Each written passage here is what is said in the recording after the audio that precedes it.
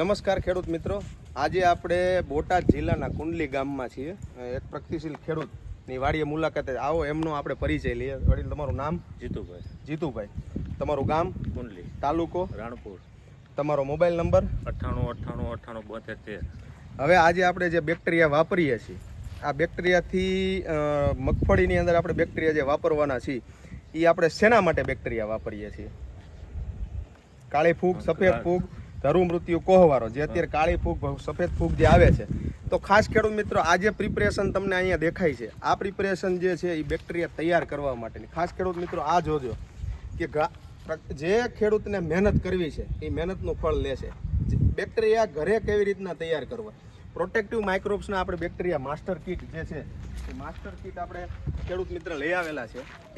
એ master કીટને આપણે ત્રણેય ટ્રાઇકો, pseudo અને એનપીકે, આ ત્રણેય બેક્ટેરિયા માટે અલગ અલગ દેશી છાણના ઢગલો કરેલો છે. એ છાણ ઉપર આપણે ઓર્ગેનિક ખાતરો નાખીએ છીએ અને અલગ અલગ બેક્ટેરિયાના અલગ અલગ ઢગલાની અંદર વપરાશ કરવાનો છે.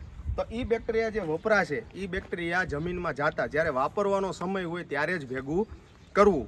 અગાઉ તમે ત્રણેય ભેગા કરી દેશો તો 4-5 દિવસ પડ્યા રહેશે તો એમાં બીજી કોઈ ફૂગ અથવા બેક્ટેરિયા થવાની શક્યતા છે. તો માટે જ્યારે તમારે પહેલાં જ્યારે તમે પલાળો, એ પલાળવા માટે થઈને આપણે ગોળનું પાણી પણ તૈયાર કરેલું છે.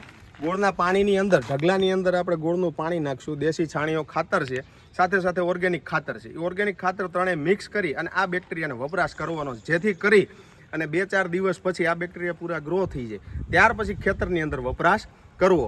સાથે સાથે એ પણ કેવું છે કે ટ્રાઇકોડર્મા, સ્યુડોમોનાસ અને એનપીકે, આ 3 બેક્ટેરિયા મિક્સ કરવાથી શું થશે? ટ્રાઇકોડર્મા સફેદ ફૂગને કંટ્રોલ કરશે, સ્યુડોમોનાસ જે છે આ આપણે કાળી ફૂગ માટે છે, અને એનપીકેના બેક્ટેરિયા છે પીએમએલ પાવર, જે નાઇટ્રોજન, ફોસ્ફરસ અને પોટાશ ત્રણેય તત્વોનો ઉપયોગ કરાવશે. જમીનમાં પડેલું ફોસ્ફરસ, નાઇટ્રોજન ને પોટાશનો વપરાશ કરાવશે. સાથે સાથે આની સાથે જો તમે મેટારાઇઝોમ મિક્સ કરો તો ક્યારેક એવું બનશે કે ટ્રાઇકોડર્મા સ્ટ્રેન છે એ મેટારાઇઝોમને ખાઈ જશે. તો ખેડૂત મિત્રો ખાસ જ્યારે મિક્સ કરો ત્યારે ત્રણેય ઢગલા અલગ અલગ મિક્સ કરી વ્યવસ્થિત ત્રણેયને અલગ અલગ પલાળી ગોળનું પાણી નાખી અને ભીના કોથળા ઢાંકી દેવા. ત્યાર પછી 2 દિવસ પછી એનો વપરાશ કરાવો. ખૂબ ખૂબ આભાર.